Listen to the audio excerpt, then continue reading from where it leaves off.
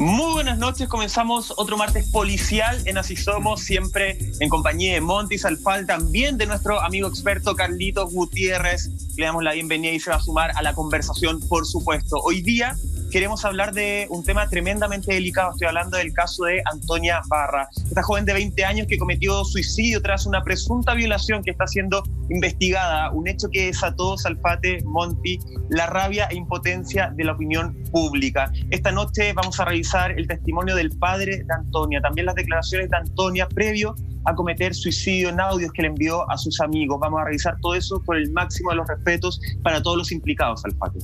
Absolutamente, aprovecho de saludar a todas las personas que ya se suman a nuestra sintonía y confirmarles simplemente que con la altura de mira que nos corresponde y con la rigurosidad que eso debe ser acompañado, hoy día vamos a colocar arriba de la mesa todos los antecedentes en compañía de nuestro experto Carlos Gutiérrez y tratar de entender qué fue exactamente lo que pasó aquí y cuál es la actual situación de un caso que está en proceso y que si bien hay un imputado, no hay derechamente un culpable. Queremos partir inmediatamente desde la raíz de esta situación muy conmovedora que estremece y también horroriza a la ciudadanía y que es la declaración que hizo el propio padre de Antonia en nuestro querido programa Mentiras Verdaderas. Sin más, damos paso a este testimonio y damos inicio a este programa. Así que cuando quiera, señor director. Ella va a la fiesta, ¿cómo se llama? A la disco, participa con sus compañeros de universidad, algunos, ¿cierto? Y ya a última hora de la madrugada, digamos entre las 5 y las 5 y media, ¿cierto? La amiga decide irse a su casa y ella se queda con un amigo que había conocido ahí de confianza de la otra amiga, ¿cierto? Conversando. Y conversan una media hora, ¿cierto? Y conversan. Y esto hay que, bueno, también lo hemos analizado, ¿cierto? Nosotros. Conversan y el amigo relata y declara, ¿cierto?, que conversaban, que había un diálogo fluido, si bien es cierto, los dos tenían sus copas en el cuerpo, qué sé yo, pero podían conversar. Y cuando en algún minuto, ¿cierto?, este señor va al baño, vuelve y se encuentra que Antonia en la barra estaba con otro personaje que él lo ubicaba. El personaje es el imputado, ¿ya? Uh-huh. Y luego él entiende que había algo y se quedó con él y él ya no fue para allá y ellos siguieron conversando y luego ve que se van a un lado y se desaparece unos minutos, ¿cierto? Y al tiempo después, cuando ya terminando la disco, ¿cierto? Algo de las 6:30 de la mañana, él la ve salir con él, pero ya no en las condiciones que estaba mi hija. Por eso es importante el relato, ¿cierto? De que yo conversaba con Antonio, qué sé yo. Él la ve salir, que el tipo la lleva del brazo, la lleva, ¿cómo se llama? La lleva sujeta porque se movía demasiado. Y esto es importante lo que declara, ¿cierto? Es que la ve con los ojos desorbitados, ¿ya? Entonces, eso ya hay un indicio. Mi hija nunca, no era así. Las amigas declaran, oye, la Antonia nunca quedaba en unas condiciones, ¿cierto?, en la cual el testigo declara. Y se van, ¿ya?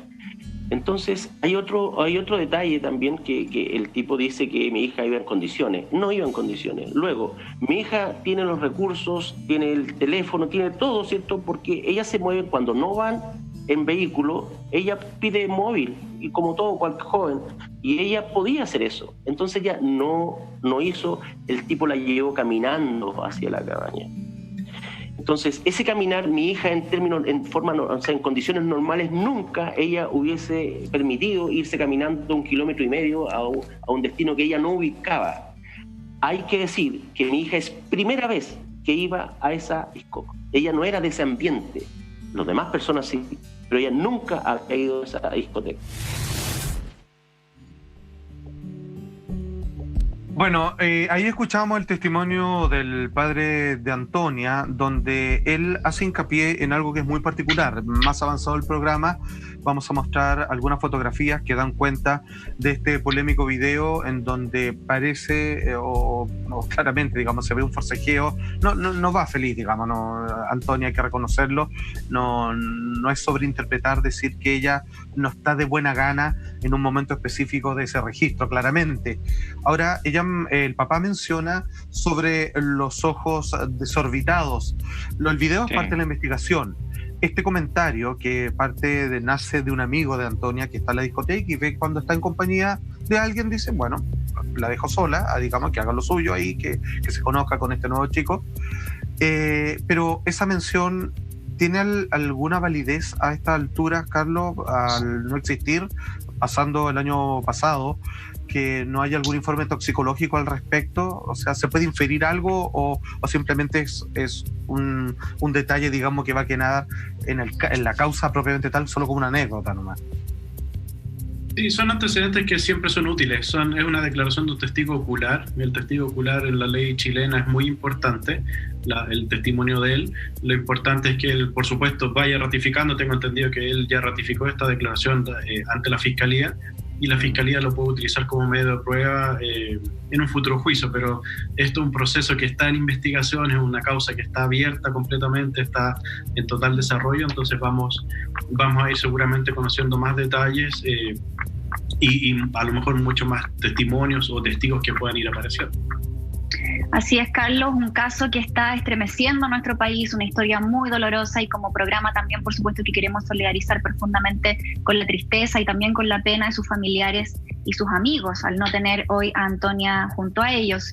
Mira, hay unas declaraciones que me llamaron la atención, que las da Nelly Marabolí. Ella es la vocera de la Fiscalía Regional de la Araucanía, entregadas estas declaraciones a reportajes de Mega Noticias, y ella dice, y lo leo textual: lo que se está planteando tanto en la querella como en la investigación es que se sigue en la Fiscalía, dice, relación con una incapacidad de la víctima para oponerse, y esa incapacidad puede venir por la ingesta de alcohol o drogas, que era un poco las declaraciones que también entregaba el padre de Antonia en el programa Mentiras Verdaderas.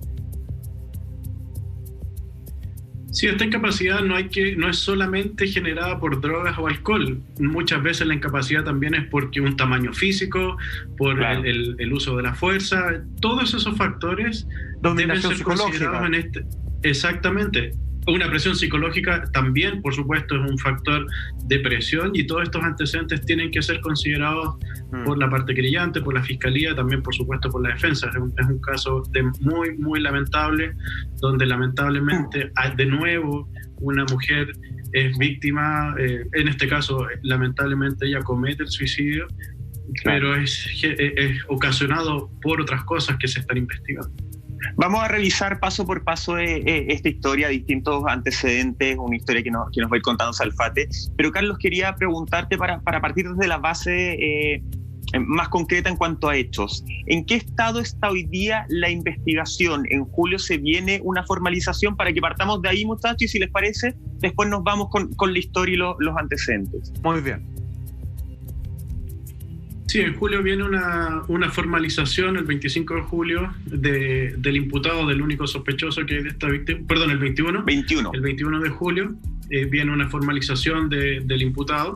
Ya en la formalización, la Fiscalía, como su nombre lo indica, formaliza los cargos en contra de una persona de acuerdo a una investigación formal que ellos ya llevan, y ahí la Fiscalía tiene que aportar todos los antecedentes ante un juez, y el juez determinará las medidas cautelares si es que son necesarias, y por supuesto si es que la Fiscalía las solicita, y también la defensa tiene que apelar, y es la instancia judicial donde se formaliza esta investigación. Perfecto. Hay una situación que la gente lo tiene que entender, y es que esto que pasa obviamente en el mes de septiembre del año pasado, Antonia, de 20 años, estudiante universitaria, y 28 años, Pradenas, que se conocen esa noche en la discoteca y finalmente van a la cabaña que unos amigos habían arrendado, es que ella, de cierta manera, sostiene el dolor en silencio. Posteriormente va a haber un audio en donde ella logra mantener una conversación con quien ella afirma ser su agresor, y ahí es cuando ella decide cometer suicidio. Pero antes de eso hay que entender de que hubo una comunicación, un pedido, un grito de auxilio para con sus amigos de parte de Antonia. Queremos revisar el siguiente titular, y que ahí se extraen parte de las conversaciones que se pueden escuchar a través de audio de WhatsApp. Esto nos llega desde La Tercera, ¿cierto? En la sección de Youth, que está dedicado precisamente al género femenino en todas sus implicancias, digamos, como desarrollo de género. Dice: yo no quería. Es lo que dice el titular en términos de, entre comillas, el estremecedor relato de Antonia Barra, la joven que, decimos nosotros, fue impulsada a cometer suicidio luego de una presunta violación.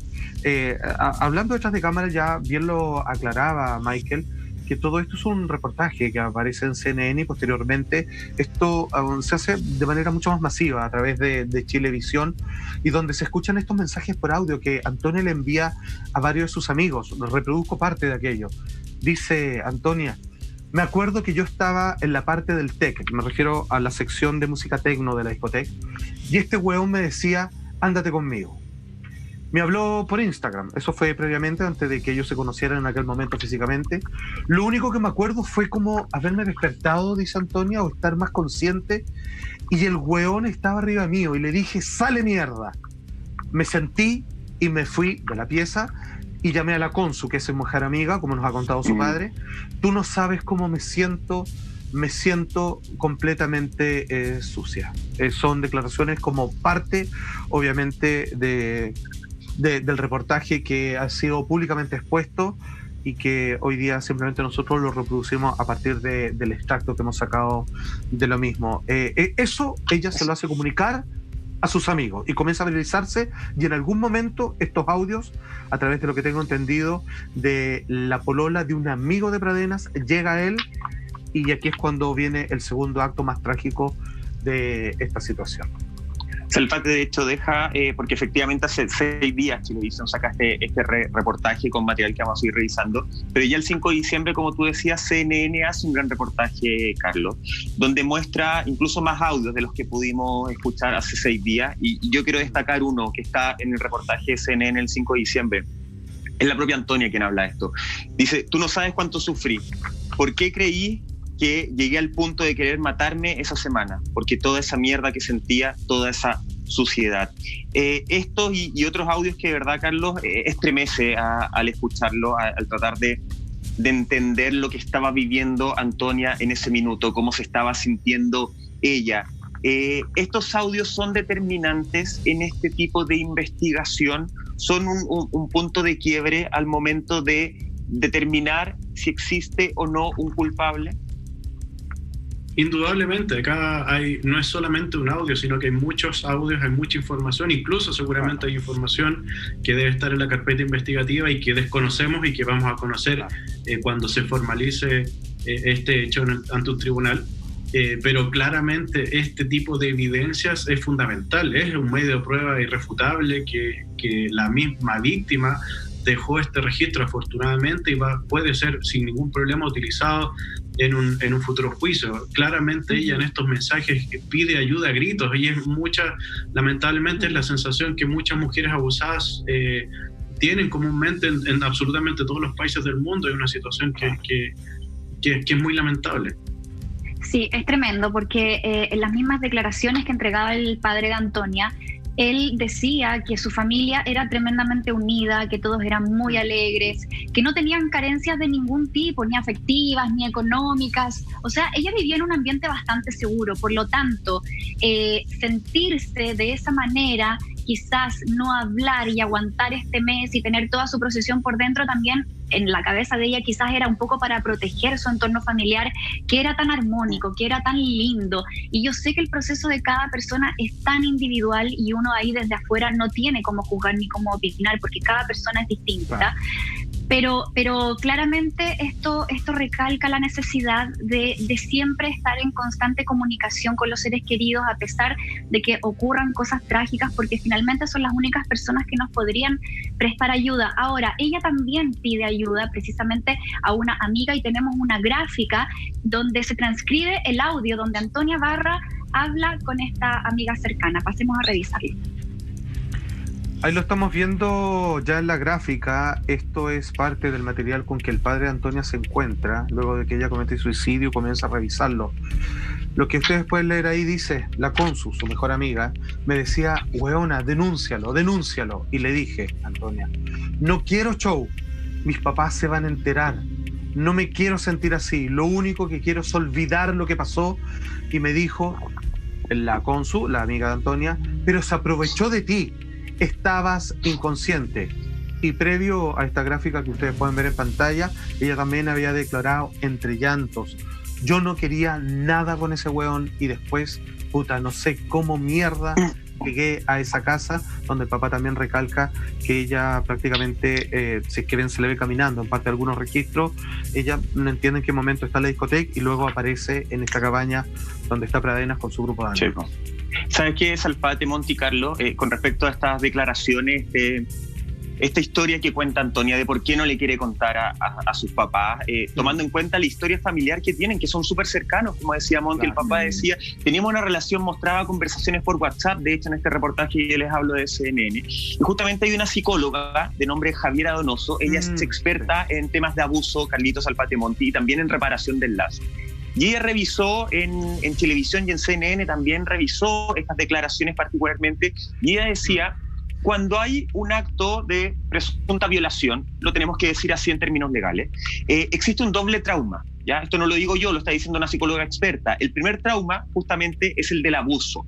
Ese es un trauma tremendo. Pero hay un segundo trauma que muchas veces es más fuerte incluso, decía la misma psicóloga, que es, y lo noté textual, darte cuenta que tu entorno no va a sostener ni apoyar la experiencia que viviste, que vas a empezar a escuchar de alguna forma no, es que ella se lo buscó, es que a lo mejor ella estaba tomada, es que a lo mejor ella vivió mucho. Y eso, por más que tú tengas una relación súper cercana con tu familia, en tu cabeza se genera ese trauma. Y ahí de alguna forma esta psicóloga Javiera quería tratar de explicar el por qué Antonia no había hablado con su familia a pesar de tener ese lazo. Lamentablemente un hecho mucho más común, el silencio, porque ella en los audios también habla, Carlos, y me imagino que tú en tu historia lo has escuchado mucho, de suciedad. De sentirse sucia sin ser ella culpable de absolutamente nada, lamentablemente. Sí, esto es, como bien tú dices, algo bastante común. Lamentablemente es algo que necesitamos comenzar a cambiar como sociedad y darnos cuenta que eso no es normal, al contrario, independiente de que no es absolutamente normal que vayan a que alguien diga ella se lo buscó, o si está borracha, da lo mismo. Ella puede pasar el tiempo bien y puede estar borracha si quiere con sus amigos, da exactamente lo mismo. Eso no justifica ni da pie para que alguien pueda cometer algún delito en contra de una persona. Y esa normalidad, entre comillas, que lamentablemente hemos tenido por años, especialmente en las sociedades latinoamericanas, tenemos que erradicarla de una vez por todas. Es tremendo, eso no es normal. Tenemos que entender que eso no es normal. Lo mismo que ocurrió, por ejemplo, en el caso de Fernanda Maciel, que era normal que se haya salido, anda carreteando. Lo primero que uno piensa, eso no puede ser. No, normal es una palabra que claramente no cabe. No entra. No, por ningún motivo, no puede ser aceptado simplemente. No hay una normalidad jamás, digamos, en un abuso o claramente, digamos, a incitar a una persona que termine acabando con su propia vida. Solamente decir que inmediatamente después Antonia decide encarar, producto, digamos, de que logra tomar algo de coraje y llama, obviamente, a quien hoy día es el único imputado, y le dice, weón, me violaste, y me dijo, ¿qué weá estaba hablando? Yo no te hice nada. Y le dije, yo no quería, ni siquiera sé por qué me fui contigo, si yo estaba con mis amigas súper bien. Y le dije, continúa Antonia, me violaste. Le dije, quiero olvidar esta weá. Le dije, por favor, si me veía en algún lado no me saludes porque me das asco, y lo bloqueé completamente de todo. Es aquí cuando llegamos a este registro que es clave y producto de esta investigación que ya va a comenzar a despejarse este próximo 21 del próximo mes de julio, en donde tenemos un titular al respecto y ya pasaremos a revisar imágenes, porque es nuestra seria intención no pasar a llevar ni el caso ni mucho menos la sensibilidad de ambas familias implicadas. Dice ahí, a través de eldesconcierto.cl, revelan nuevas pruebas que sería clave en el caso de Antonia Barra. Y bueno, las imágenes que se ven ahí, vamos a revisar 3 frames congelados de este video, que es bien sabido, y quiero aclarar esto, que solo lo vamos a mostrar esta única vez, y hemos tenido un particular cuidado de mostrar imágenes donde los rostros, tanto de Antonio como de Pradenas, no se han visto. Con eso estamos, y cuando uno ve esto en movimiento se da cuenta de que no hay consentimiento claro, voy a decir así, digamos, en respeto a la investigación, pero no sé cuál es tu mirada, Carlos, que has podido ver esto. ¿Qué se está dando ahí? ¿Qué situación hay ahí? ¿Eso es una pareja que sabe lo que va?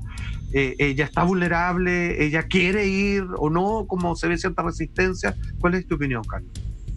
Sí, mira, aquí hay que entender que este video complementa toda la otra evidencia que existe, que son los mensajes dejados por Antonia. Esos mensajes dejados por ella están en su teléfono celular, están en sus redes sociales, entonces es una evidencia importantísima eso. Y este video complementa y confirma las declaraciones que ella está diciendo que esa noche estuvo con esa persona.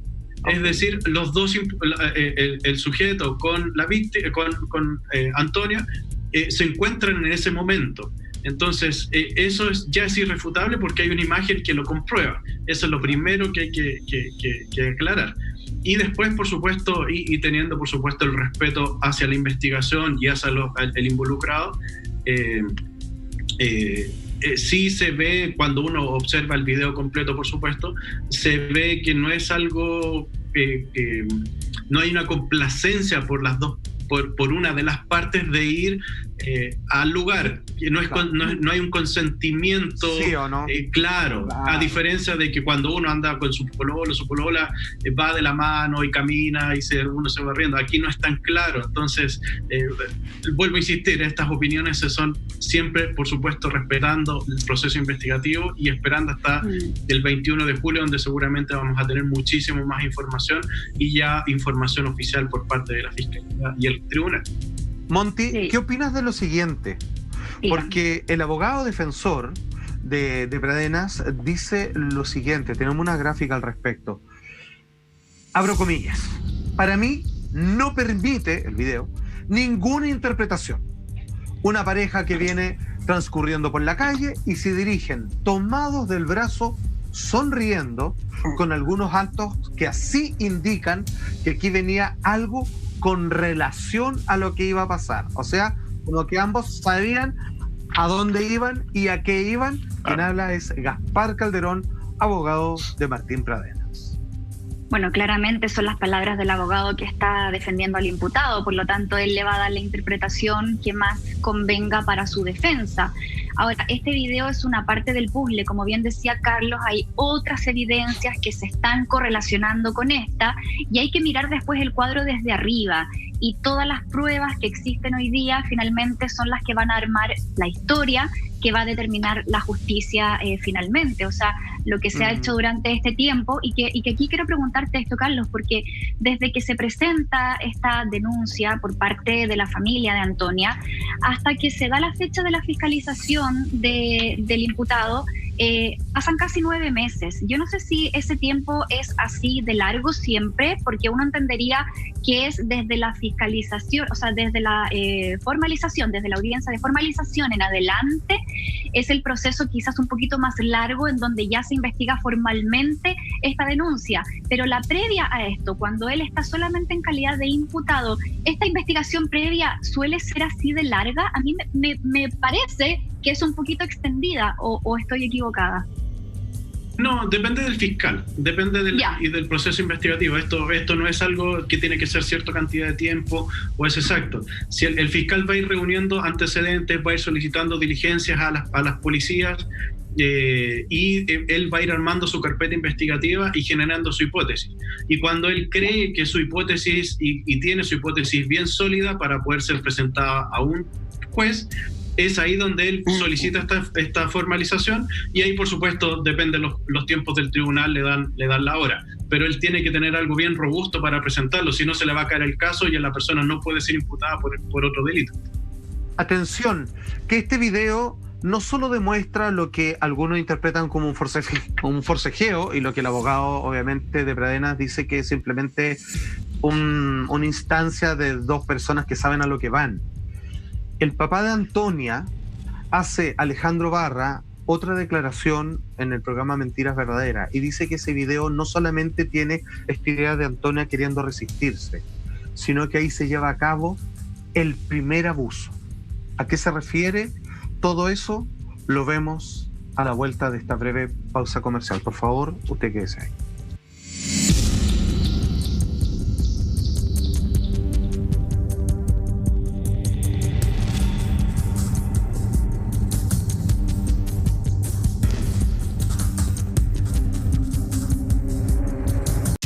Salfate, antes de irnos a la pausa, justamente tú nos hablabas de las siguientes declaraciones, esta entrevista que da el padre de Antonia en Mentiras Verdaderas, donde habla de un hecho que se habría suscitado en este video y que hasta ahora nosotros no hemos visualizado. Exactamente. Derechamente, escuchemos por favor con mucha atención la declaración de Alejandro Barra, el padre de Antonia. Señor director. Entonces, en ese video, lo importante de ese video, hay dos cosas. Este forcejeo, que denota, pero gráficamente que mi hija no quiere ir donde el tipo la lleva. ¿Y la lleva dónde? Porque la gente no entiende. La lleva a un rincón del sector del líder, a un rincón tapado con ramas, claro, para cometer. ¿Qué comete el imputado? Comete el primer abuso sexual con mi hija, ¿ya? El abuso sexual que lamentablemente me cuesta decirlo, pero el tipo, ¿cierto?, le baja los pantalones y le hace sexo oral ahí le hace. Ese es el abuso que él comete. Entonces yo no sé cómo ese abogado puede decir que mi hija fue consentida y iban de la mano. Ellos fueron los primeros que sacaron pantallazos tomados de la mano. Eso es posterior, después cuando el tipo la tironea y se la lleva. Pero antes pasó esto. Esto fue un delito, el primer delito que comete el imputado. Wow, impactantes declaraciones de parte del padre de Antonia, en donde habla de un primer abuso, luego de, lo digo por el caso de la investigación, como hoy día está propuesto, como una supuesta violación posterior. Y hay testigos, no solamente de la persona que hace este registro, sino también de otros trabajadores que estaban en el lugar que se suman a dichas declaraciones. Ahora, por supuesto que en estos reportajes que hicieron un canal amigo, deciden también ir a las fuentes de quienes se ven apuntados con el dedo con respecto a si es que aquí hubo el cometimiento de un crimen o no. Y es por eso que se acercan a tratar de sacarle algún testimonio al hermano de Martín Pradenas, y finalmente lo que él dice en respuesta lisa, corta y llanamente, lo siguiente. Esto es el hermano de Martín, y él afirma: estamos trabajando con abogados, estamos esclareciendo la verdad de todas las mentiras que se han dicho, de todo este tongo, de todo este chiste, este circo que están haciendo. No sé cuál es su opinión, querido amigo. Oye, estas declaraciones, Salfate, salieron por primera vez el 5 de diciembre en este reportaje, claro, de CNN. Han pasado 6 meses, no sabemos cuál es la visión hoy día con todos los antecedentes que hay sobre la mesa del hermano, pero compartiendo la impotencia, compartiendo la rabia ciudadana que se ha suscitado con este caso. Ya vamos a hablar de una campaña incluso que hay a través de redes sociales. A mí me parece, no sé, Monty, Carlos, si lo comparten, que es muy difícil enjuiciar cuando un hermano quiere defender a su hermano. Tiendo a entender la visión de este hermano, no estoy entendiendo ninguna conducta, quiero que eso quede súper claro, pero sería súper difícil empezar a lanzarle piedras a un hermano que dentro de la confusión está tratando de defender la honestidad o la forma de crianza, que lo vamos a revisar más adelante también, de cómo nacieron ellos. No sé si me entienden, es complejo enjuiciar estas declaraciones más pensando que son de diciembre del año pasado, han pasado 6 meses. Claro. Sí, es súper complejo y también yo quiero rescatar la entereza que ha tenido el padre de Antonia. ¿Qué pasó? Yo no sé de dónde saca fuerzas, de verdad es un hombre que se ha mantenido muy firme para ponerle voz a su hija, es una persona que está luchando para que se sepa la verdad y yo quiero destacar principalmente eso, porque a pesar de todas las cosas que han sucedido alrededor, como este recurso de protección que interpuso en la familia del imputado, todas estas cosas que se han dicho, por ejemplo, las declaraciones del mismo hermano, han mantenido como súper firme también la postura de la familia de Antonia para poder hacer frente a todo este proceso que aparentemente va a ser bastante largo. Bueno, esperemos que la justicia llegue pronto porque claramente no sé, la familia no se merece quizás pasar por tanta angustia tanto rato. Quisiéramos que esto se resuelva pronto. Pero ahora hay otros testimonios contra el imputado que están dentro de la carpeta investigativa y que también se han dado a conocer públicamente. Les pasamos a mostrar entonces estos dichos, estos antecedentes. Ahí está, Salfate. Exactamente, hay que decir que estos testimonios intentan, al parecer, tratar de conformar un perfil psicológico de Pradena. Sin embargo, no tienen que ver con el caso en sí, pero ahí le vamos a preguntar a Carlos cuán decidores van a ser.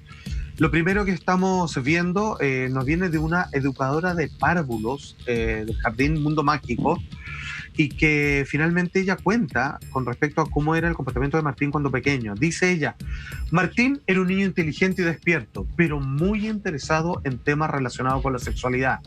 Algunas niñas, ¿cierto?, compañeritas de él, comentaban que Martín las había tocado, pero en ese tiempo no le dábamos tanta importancia, ya que Martín era un niñito, era pequeñito nomás, ¿cierto? Conversé con la madre, pero ella, al parecer, tendía a normalizar su conducta.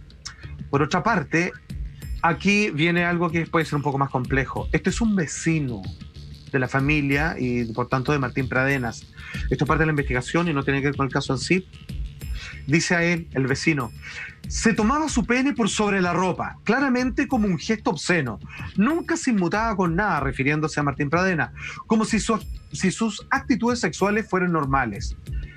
Ojo con esto. La propia madre una vez dijo que a su marido no le importaba que sus hijos lo vieran teniendo relaciones sexuales a ellos, porque para él esa es la forma para que los niños aprendan.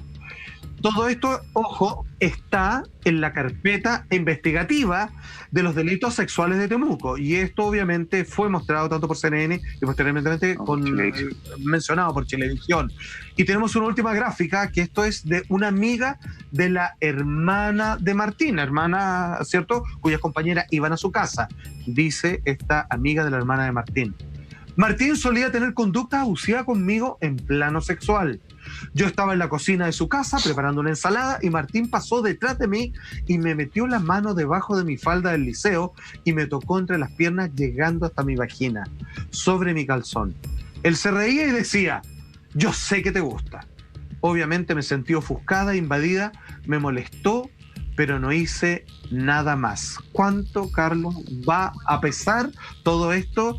Y yo no sé si esto, como se vive en Chile, es como con estos antecedentes que sucedería, por ejemplo, esta misma situación en Estados Unidos, que es donde tú trabajas.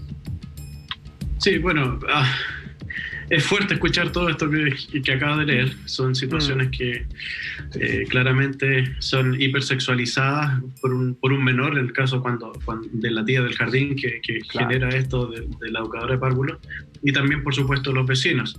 En Estados Unidos, si esto ocurriera ya, o se encontraran estos medios de prueba en Estados Unidos, claramente la fiscalía solicitaría un perfil psiquiátrico de los padres, independiente que el imputado ya es adulto, él tiene que velar y él tiene que responder ante la justicia por él mismo, pero claramente los padres, para ver un perfil más general, para saber si es algo que fue provocado o es algo que la persona tiene que tener también algún tipo de tratamiento, porque con todos estos antecedentes, vuelvo a insistir, lo que ocurriría en Estados Unidos es ver absolutamente todas las aristas, y eso sería una de ellas, ver también el perfil psicológico y psiquiátrico de los padres para saber si generó algo durante su infancia. Obviamente eso no justifica en absoluto ninguna de las acusaciones a las cuales se está viendo enfrentado y que vamos a conocer el día 21 de julio. Solo para agregar un antecedente muy breve, que la psicóloga Javiera Donoso, de hecho, hace un perfil, y ella dice en este mismo reportaje de Chilevisión de CNN, se observa una dificultad para respetar los límites de los otros, que al parecer no es nueva, sino que es una tendencia y se viene mostrando desde su infancia. Es un perfil que ella realiza desde la psicología. Vamos inmediatamente a lo que causó un revuelo a escala nacional, porque quiero de inmediato, señor director, invocar este titular que nos llega del mostrador.cl, en donde la Corte de Apelaciones de Temuco acogió el recurso en favor del acusado Martín Pradenas de violar a Antonio, Barra. ¿Qué es lo que sucede acá? Que finalmente lo que se establece ahí es que se debe abstener la familia de Antonia de divulgar datos y antecedentes de los recurrentes por medio de redes sociales, tanto de sus personas como de sus domicilios y de trabajo. Además, señala que deben abstenerse de efectuar publicaciones ofensivas ofensivas o descalificativas, ya sea por redes sociales o cualquier otro medio que lesione la honra, la intimidad o privacidad de la intimidad de los recurrentes. Queridos compañeros, Michael, Monty, esto, ustedes por favor explíquenme en qué se convirtió cuando a ellos se les prohíbe volver a mencionar este asunto en redes sociales, cuando derechamente es la gente que toma este caso y ellos comienzan a hacer este tribunal social. No solo eso, sino que también la pregunta del millón con respecto a de que se vuelven a levantar nuevos casos que comienzan a apuntar como un culpable, o más bien dicho, que se hagan cargo de ciertas situaciones que también estuvo Pradenas involucrado, y lo más importante, un llamado que fue lo que finalmente fue lo que causó que Antonia tomara la decisión de cometer suicidio. Todo esto a la vuelta de esta breve pausa comercial. Usted no se mueva, por favor.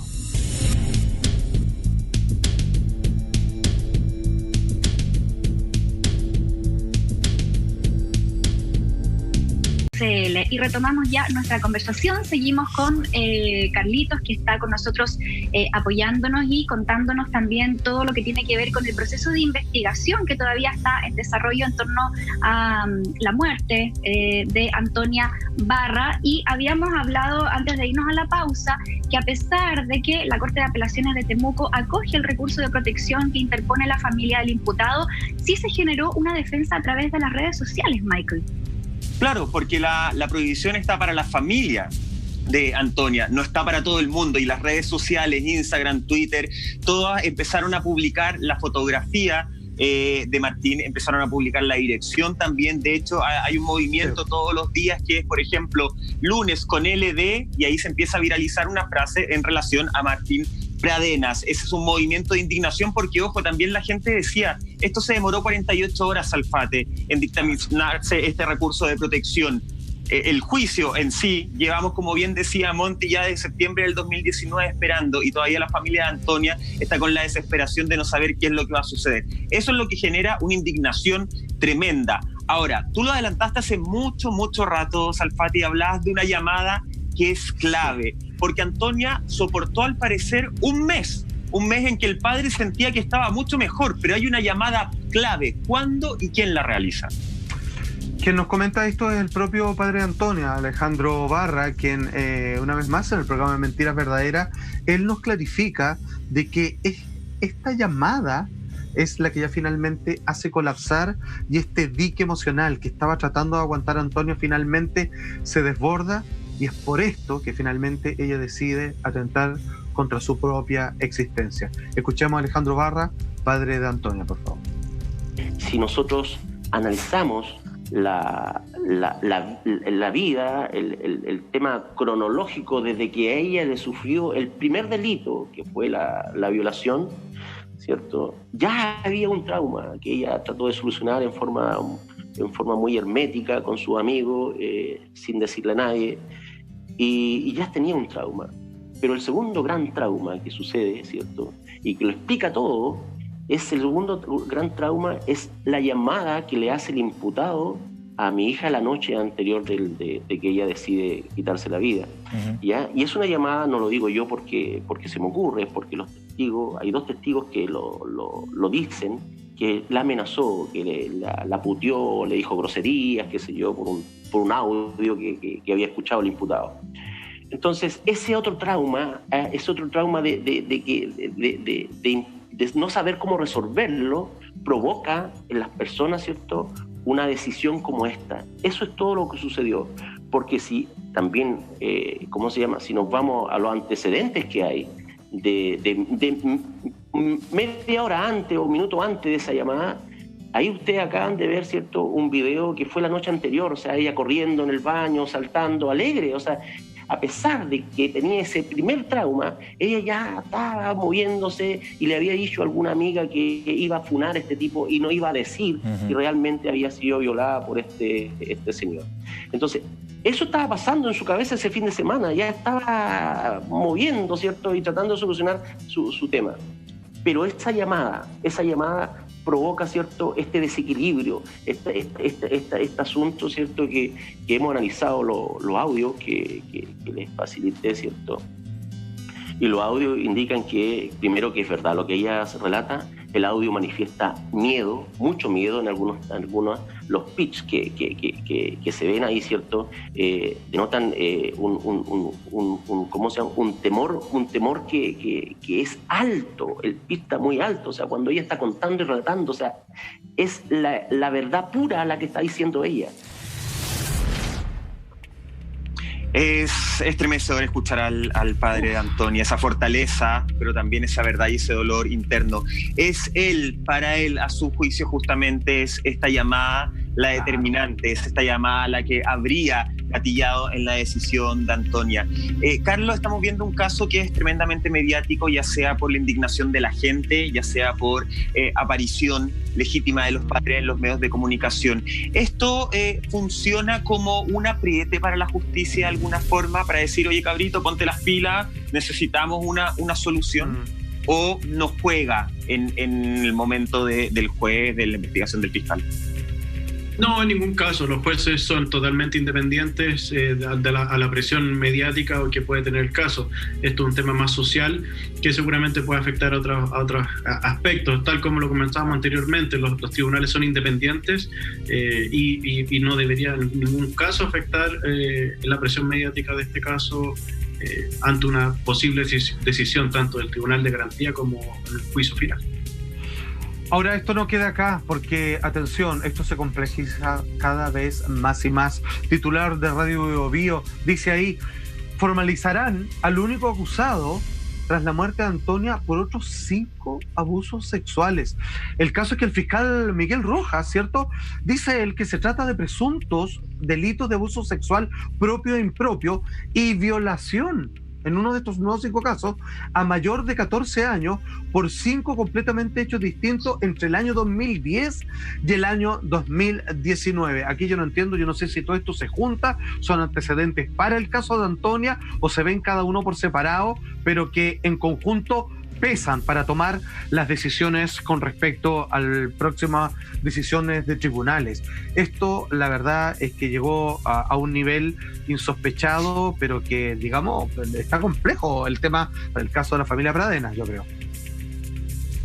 Sí, en estos casos, cuando se hace público, y ahí sí que sirve, para eso sirve la publicidad en estos casos, es para, como son casos muy secretos, que uno guarda mucho en su corazón, seguramente las víctimas que se atrevieron a hablar de esto porque a ellos también les ocurrió, y así van sumando más casos. Eso lo vemos absolutamente en todo el mundo. En Estados Unidos hay casos con gente muy importante. Weinstein fue acusado, sí, y fueron apareciendo casos y más casos, así que el fiscal debería acumular todo en una carpeta y seguramente va a presentar todo esto el día 21 de julio, y ahí recién vamos a saber realmente toda la información de primera fuente. Exactamente, vamos a ver entonces qué pasa el día de la audiencia de formalización del actual y único imputado hasta el momento. Oye, hemos llegado al final de este capítulo tremendo. Muchas gracias, Carlos Gutiérrez, nuestro especialista, cientista forense, por haber estado con nosotros y por entregarnos también tan valiosos antecedentes para comprender este caso que todavía continúa en investigación.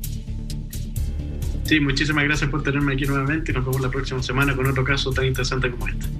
Gracias a ti, Carlito. No, simplemente repasar que todos los antecedentes que hemos entregado el día de hoy están en la carpeta de investigación.